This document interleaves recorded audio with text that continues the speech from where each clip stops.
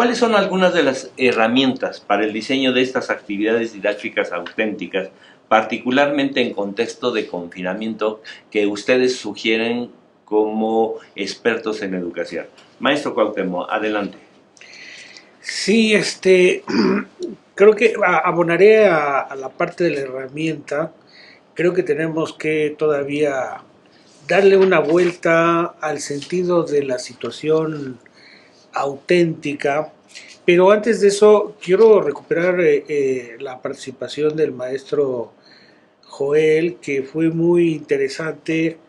Creo que los diferentes elementos que él nos ha comunicado nos hablan de la existencia de una visión de escuela compartida por los maestros. Eso es muy importante. Antes de este proceso vivimos el anterior, el que sacudió completamente, y tuvimos reportes en el sentido de comunicación, buscamos información, diálogo, pero supimos de muchos directores que estaban como imposibilitados de generar una línea de trabajo con los profesores, incluso de supervisores que estaban en la misma situación, y realmente las directrices venían desde la autoridad superior hasta los maestros.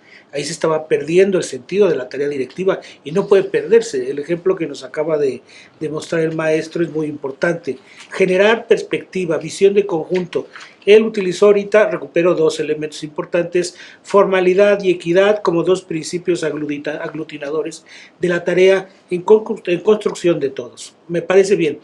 Ahora, yo creo que en esto, igual ellos tienen sus definiciones, pero yo subrayaría la parte del contenido curricular, y ahí es donde entra la idea de situación auténtica, porque igual podemos trabajar sobre cuestiones de formalidad, igual podemos establecer algunos rasgos comunes de trabajo, pero el centro tiene que ver con la cuestión de cómo aprenden los chicos y cómo lo que aprenden puede ser de utilidad, ¿no? Y en el marco de una oferta tan diferente y en condiciones tan distintas como las que se están. ¿Qué sería esta idea de situación auténtica? Que está ligada un poco a la idea también de aprendizaje situado y que viene en el principio 7 de los principios pedagógicos del plan y programas de estudio.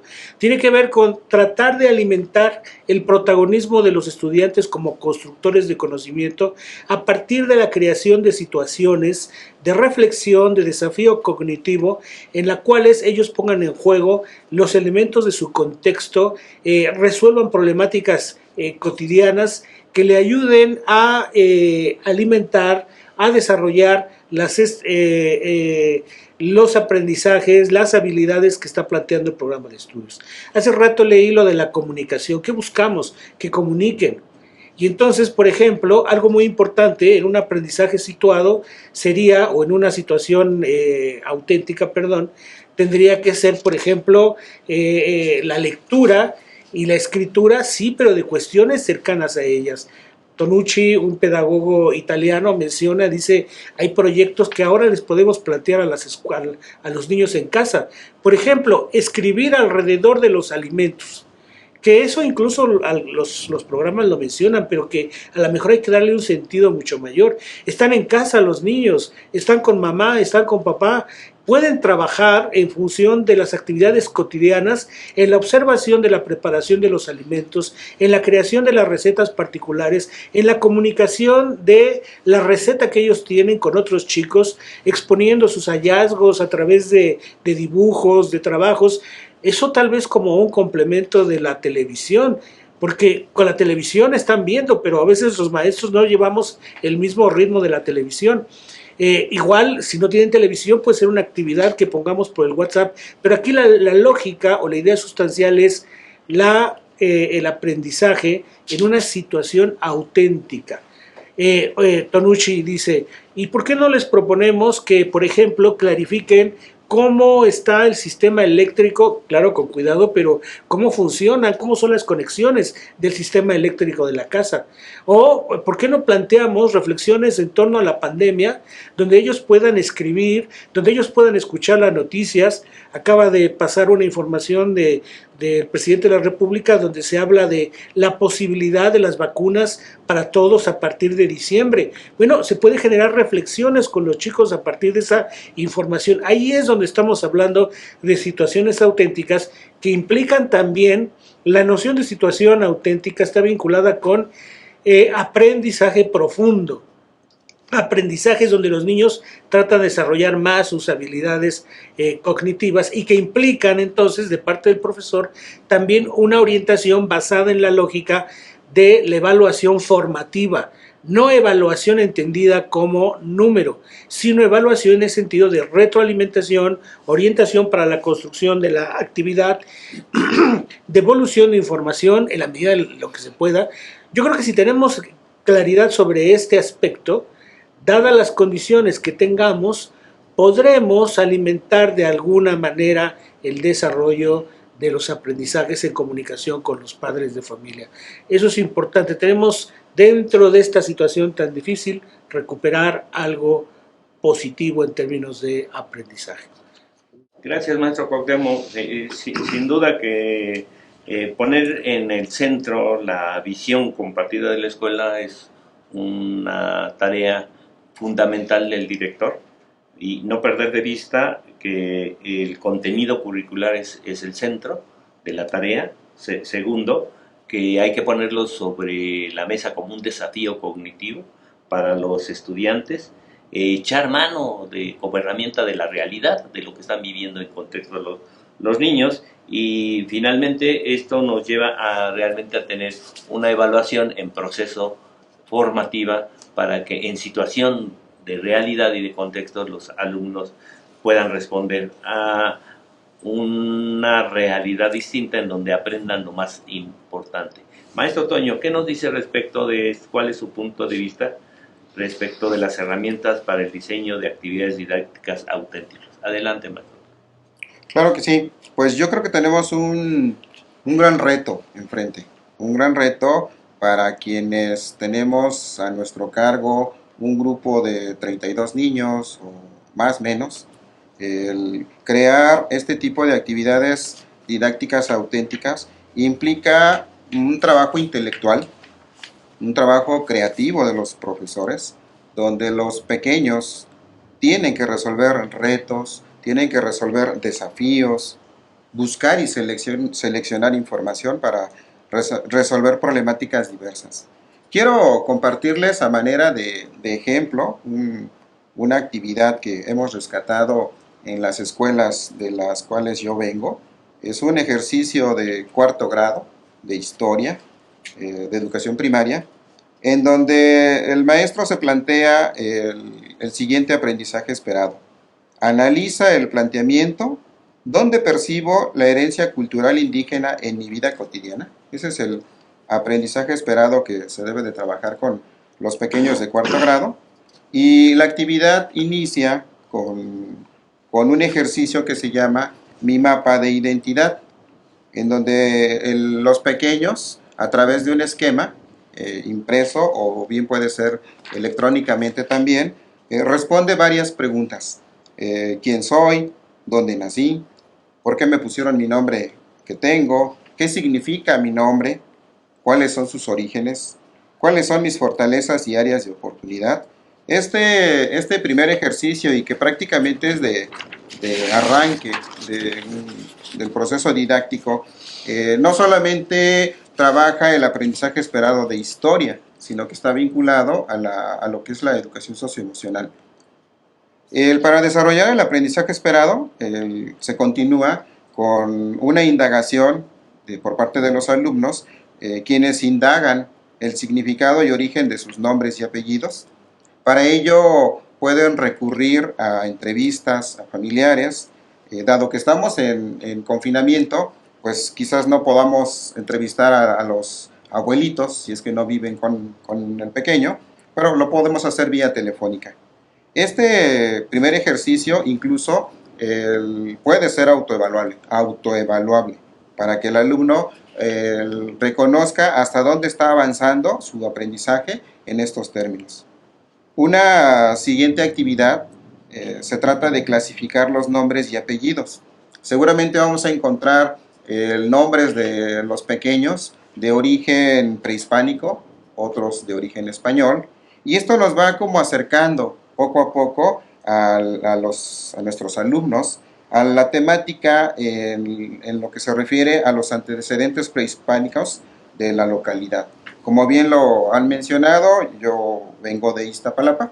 Iztapalapa es una de las alcaldías de la Ciudad de México con mucha historia. Yo no nací en Iztapalapa, sin embargo la considero como mi segunda patria, porque Iztapalapa está lleno de tradiciones, de costumbres.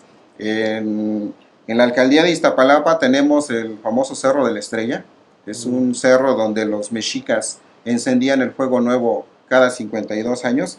Y pues a partir de este dato, de este hecho que tenemos ahí, lo podemos aprovechar como un recurso para el aprendizaje de nuestros niños.